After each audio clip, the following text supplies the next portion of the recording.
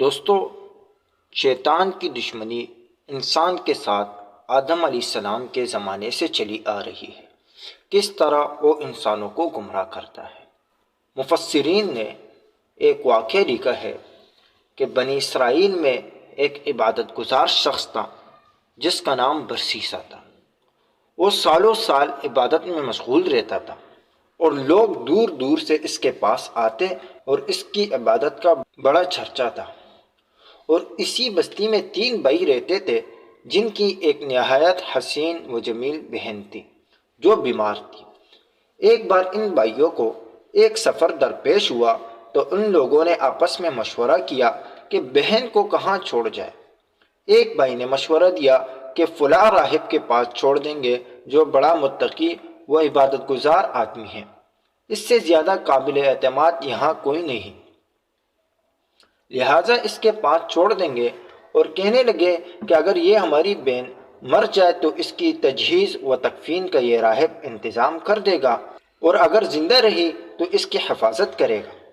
چنانچہ سب مل کر راہب کے پاس پہنچے اور اس سے گزارش کی، یہ ہماری بہن بیمار ہے اور ہمیں ایک سفر درپیش ہے، لہٰذا ہم اس کو آپ کے حوالے کرنا چاہتے ہیں۔ اگر خدا نخواستہ یہ مر جائے تو تجہیز و تدفین کا انتظام کر دے، اور اگر زندہ رہی تو اس کی حفاظت فرمائے، ہم لوگ واپس آ کر لے جائیں گے۔ راہب نے کہا کہ ٹھیک ہے۔ یہ لوگ رخصت ہو گئے اور راہب نے اس لڑکی کا علاج معالجہ کیا تو وہ ٹھیک ہو گئی اور اس کا حسن دوبالا ہو گیا۔ تو راہب کو شیطان نے بہکانا شروع کر دیا کہ اس کے ساتھ زنا کرے، مگر راہب بچتا رہا، مگر شیطان اس کو مزین کر کے سامنے لاتا رہتا تھا، یہاں تک کہ وہ راہب ایک بار زنا کے فعل میں مبتلا ہو گیا اور لڑکی حاملہ ہو گئی۔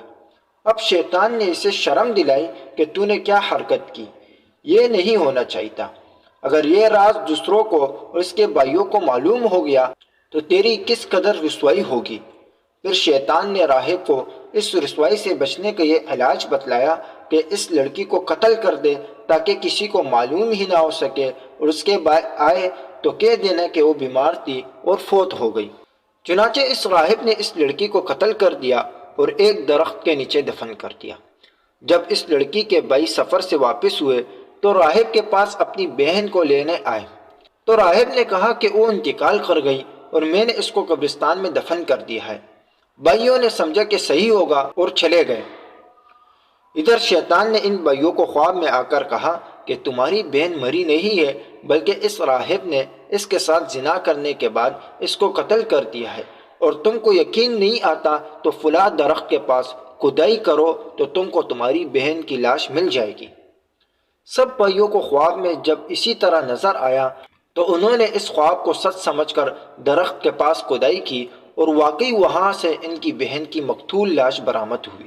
جب شیطان نے اس طرح بھائیوں کو اس واقعے سے باخبر کیا اور وہ اس پر مطلع ہوئے تو ان کو غصہ آیا اور راہب کو مارنے آئے، اور شیطان نے ادھر جب راہب کو ان کے سامنے رسوا کر دیا اور لوگ اس کو قتل کرنے آئے تو اب راہب سے کہنے لگا کہ دیکھ، اب میں ہی تجھ کو بچا سکتا ہوں، اگر تو میری ایک بات مان لے تو میں اب تیری مدد کروں گا۔ راہب نے کہا اچھا، میں تیری بات مانوں گا۔ شیطان نے کہا مجھے ایک سجدہ کرو، میں تجھے بچا لوں گا۔ تو راہب نے سجدہ کیا تو شیطان کہنے لگا کہ میں تجھ سے بری ہوں اور مجھے اللہ تعالیٰ کا خوف ہے۔ ادھر اس راہب کو قتل کر دیا گیا۔ چنانچہ ایمان اور جان دونوں سے ہاتھ دھو بیٹھا۔ اگر آپ کو ہماری یہ ویڈیو پسند آئی تو ویڈیو کو لائک کریں اور چینل کو سبسکرائب کریں۔